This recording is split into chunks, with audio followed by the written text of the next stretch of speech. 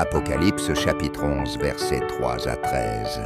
Ne mesure pas le parvis extérieur du temple, laisse-le de côté, car il a été donné aux nations. Elles piétineront la ville sainte pendant 42 mois. Mais Dieu dit, je donnerai à mes 2 témoins le pouvoir de prophétiser. Ils parleront pendant 1260 jours, revêtus de sacs. Ce sont les 2 oliviers et les 2 chandeliers qui se tiennent devant le Seigneur de la terre. Si quelqu'un veut leur faire du mal, du feu sort de leur bouche et consume leurs ennemis. Oui, quiconque tentera de leur nuire mourra de cette manière. Ils ont le pouvoir de fermer le ciel afin qu'il ne tombe pas de pluie durant les jours de leur prophétie. Ils peuvent changer les eaux en sang et frapper la terre de toutes sortes de plaies chaque fois qu'ils le décident. Mais lorsque leur témoignage sera accompli, la bête qui monte de l'abîme leur fera la guerre. Elle les vaincra et les tuera. Leurs cadavres resteront étendus dans la grande ville qui est appelée spirituellement Sodome et Égypte, là où leur Seigneur a été crucifié.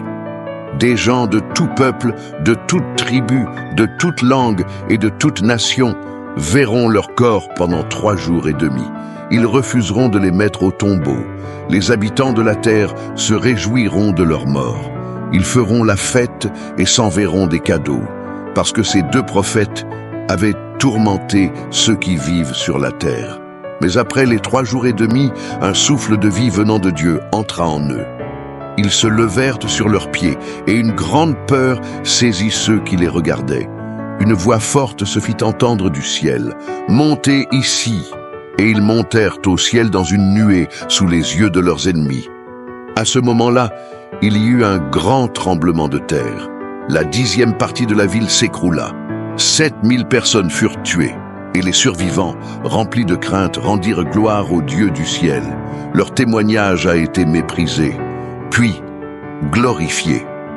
Leur mort a réjoui le monde, mais leur résurrection a fait trembler la terre.